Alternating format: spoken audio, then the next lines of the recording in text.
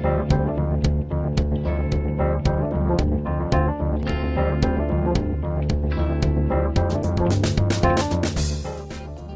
the 23rd of December 2011, that's 2 more days to Christmas, and this is episode 206 of 65 Bits, Tech65's bi-weekly tech news podcast. I'm Daniel, and your 6.5 minutes of tech news starts now. Let's start with some Singapore news. Google just released a list of most watched YouTube videos by Singaporeans, and some highlights include the Yum Army Election Club Mix for General Elections 2011 at number 3, and a love story so true, it couldn't have been written. The Greatest Marriage Proposal Ever at number 10. Under the list of most watched music videos from major music labels in Singapore, number 1 goes to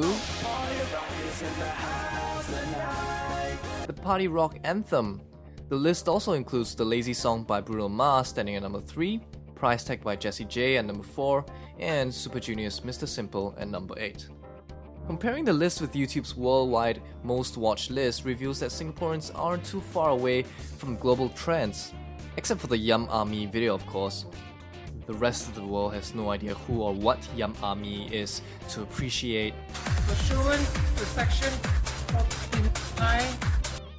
In other Singapore news, LG has announced that Singaporeans will be able to pre-order the third generation of the Prada phone in January 2012. And if you pre-order, you'll get a Prada branded accessory along with it. The new LG Prada is going to be an Android gingerbread phone with a 4.3-inch display and will be upgradable to ice cream sandwich. Though I suspect a lot of potential LG Prada customers wouldn't really care about what version of Android it's running on. If you do care, however, Sony Ericsson has just announced their Android 4.0 Ice Cream Sandwich upgrade program. They've confirmed that the first 2011 Xperia smartphones will be upgraded to Android 4.0 starting from end March or early April 2012, beginning with the Xperia Arc S, Xperia Neo V, and the Xperia Ray.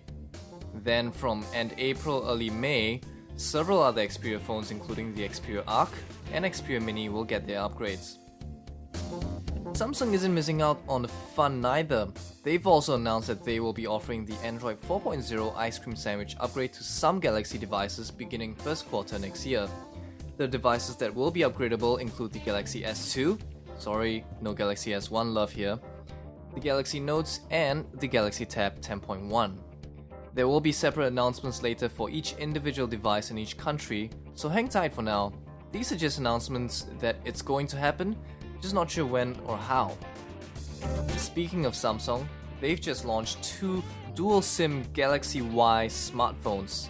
That's right, we're talking about Android smartphones that allow you to put up to 2 SIM cards at the same time. They're pretty low-end phones though, with really low resolution screens that aren't very big to begin with. One of them is called the Galaxy Y Duals, and it sports a 3.14-inch display. 3.14, isn't that pi? Well, the other one's called the Galaxy Y Pro Duals, with an even smaller 2.6-inch display with a QWERTY thumbboard. Both models will be available from January in Europe, Russia, Latin America, Asia, Africa, and China, and while there's no word on pricing, the specs suggest it won't be costing much. In other mobile news, EA and Gameloft has dropped the prices for most of their iOS games to 99 cents or less just for Christmas and the New Year.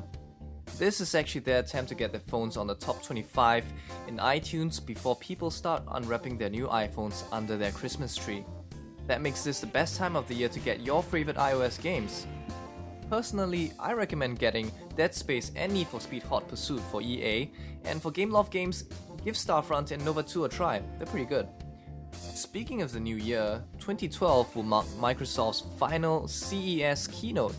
Just a little background. CES, or the Consumer Electronics Show, is the biggest consumer electronics trade show of the year, held annually at Las Vegas.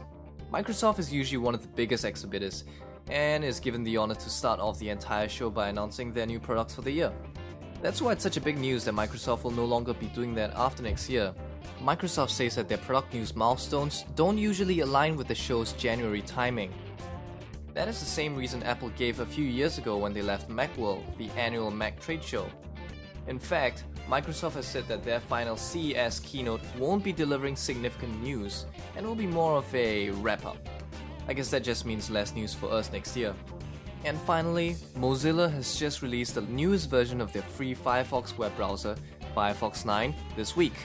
Most of the improvements are just under the hood, providing better performance and bug fixes, though Mac OS X Lion users will now have support for more touchpad gestures, allowing you to go back and forward by swiping left and right with your two fingers. You can check out the full release notes via the link on this episode's show notes. In fact, you can find the links to all the stories mentioned in today's episode by visiting tech65.org and looking for episode 206 show notes. And on that note, thanks for listening to this episode of 65 Bits. If you have any questions or comments, please comment on our website or send us an email at 65bits@tech65.org. You can also like us on Facebook and follow us on Twitter for more cool stuff. Otherwise, check out tech65.org where it's all happening. This was your 6.5 minutes of tech news with me, Daniel, and we'll see you next time. And from all of us from Tech65, Merry Christmas and have a Happy New Year.